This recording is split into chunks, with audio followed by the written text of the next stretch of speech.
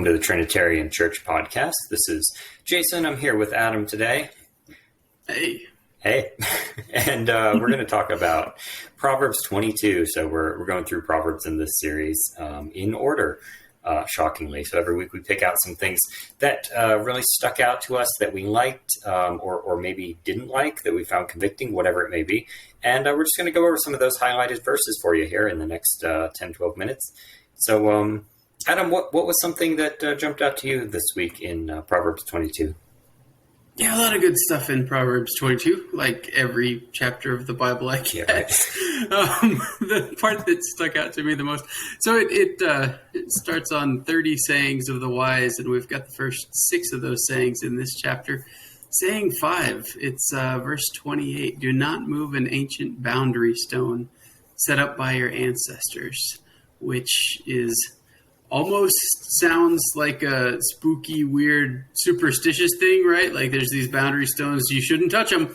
But it really is, that doesn't have anything to do with like, don't move this or you're in trouble, but more like God has established boundary lines for the people of Israel. This is where they're supposed to draw. This is whose property. And ultimately property is understood not as something that somebody earned and can steal from somebody else, but it's a gift from the Lord. So if you're moving your ancient boundary stone to say, no, my property goes 10 feet more than this boundary stone thinks that it is, you're stealing from your neighbor, but you're also, in their mindset, you're also saying God's boundaries are not enough for me. I am ambitious and I want to gather as much property as I can for myself and steal from my neighbors while doing it.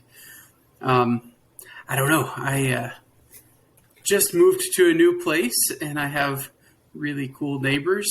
I can't imagine going out to my backyard and being like, you know what? This fence is not working. Let's move it 4 feet over to the right so that I can, we would think of that as absurd, but also maybe not just the boundary markers, but there are ways every day that you and I are tempted to give in to a selfish ambition and say this property should be mine and I want more than I need. I want more than God has given me.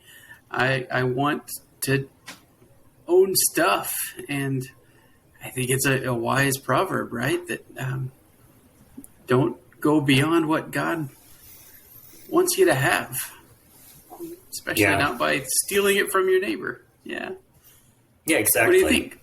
So it makes me think about how Israel. I'm not an expert on this, but how I understand it, they more leased their land. Like the land would go back to the original holders, depending on what tribe it was.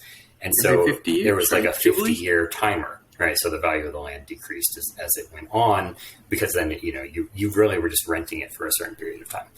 And it makes me think like how important this was. Like your ancestors, right, would have sent these boundary stones up in order to probably show who originally, owns this piece of land. So it'd be critically important. We didn't have modern topography or anything. I mean, they certainly did have like a cartography system and maps, and I mean, all cultures have, but it's, there's a lot of wiggle room there when you're talking about a couple feet one way or the other, or even an acre. And, this would have been like the critical piece that shows where it really does end. I think there's just a lesson there about, we talk about moving the goalposts a lot.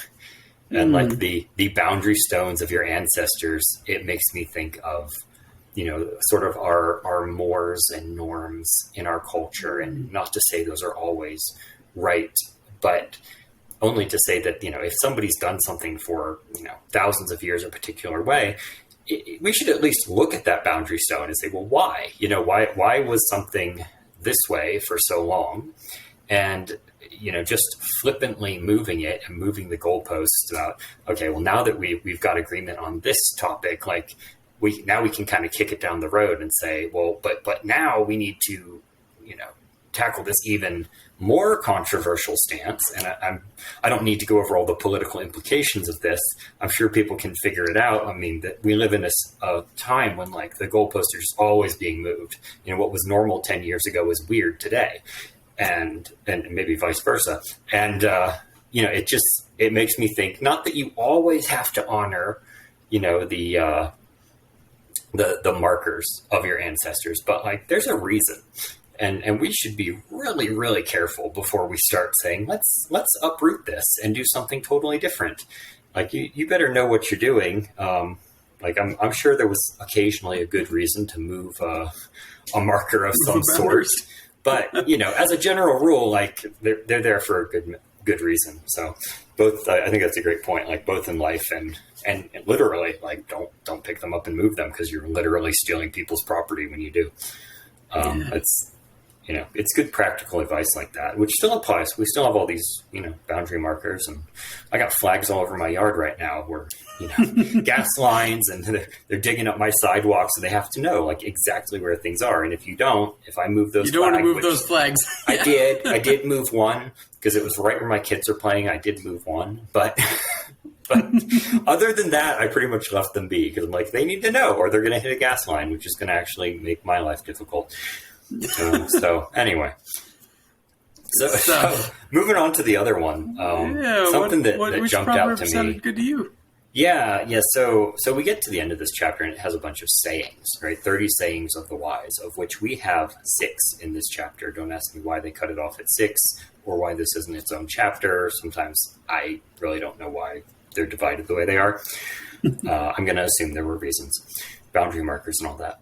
But if you look at 24 and 25, right? Do not make friends with a hot-tempered person. Do not associate with one easily angered, or you may learn their ways and get yourself ensnared. And like I don't know too many people that I would say are like personally, you know, hot-tempered, easily angered. Like there are those people for sure. I mean, you know, I certainly get that way in traffic here and there, but it does make me think of like our broader social context, and we live in an outrage culture where like everything, if it's not making you angry, like why isn't it? You know, why are you not canceling those people? Or like, you know, why are you, you know, why isn't this making you angry? Like everything is supposed to make you angry. Everything on the news is supposed to get this emotional response, instead of being kind of a level-headed, you know, let's evaluate this for what it is. Let's see that there's, you know, sides and you know, different beliefs here, and doesn't mean you don't take a side, but this idea that like, if you're not furious about this, you know, what's wrong with you? And which doesn't say there are not things to legitimately get angry about, but it makes me think like, how much do we associate through just like all the content that we're consuming every day with angry people, or people that just want us to get angry and then get ensnared, right? And then we get caught up in just these feelings of outrage. And before long, you feel like, you know, your whole life, your personal peace has been thrown overboard, all for someone else's agenda on, you know, like you better check that if you're angry, that you are angry, not, you know, your news, your talk radio, your Facebook is angry, and you're just kind of caught up in the tidal wave of, you know, the latest injustice, because my goodness, it's a carousel of like, what's the injustice this week, which is not at all to downplay that there are real injustices and we should be angry, but you better make sure you're angry and not, you didn't just get conned into it because your friends on every platform out there, right? You know, quote unquote, your friends, your people that you let influence you. Like, make sure it's not them just letting their anger flow into you.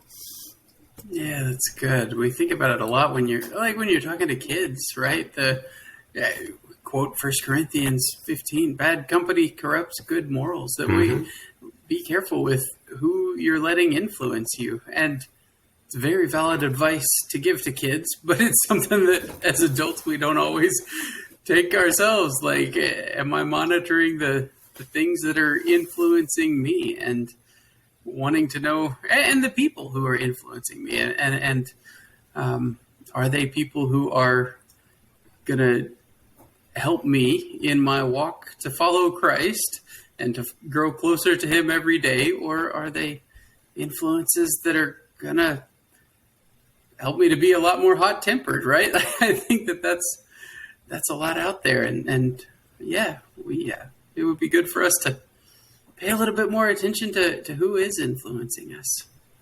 It's good stuff. All right. Any last words of wisdom before we sign off? So we also mentioned that verse 13 is one that's just, we're not totally understanding it, but a sluggard is going to say that there's a lion outside and I'll be killed in the public square. So one last word of wisdom: beware the lion in the public square, because I'm a sluggard and it's going to get you. I know that's a concern for me. You got to watch out for those lions. That's awesome. All right. Well, thanks for joining us as always. Hope your day's going well. God bless you and take care.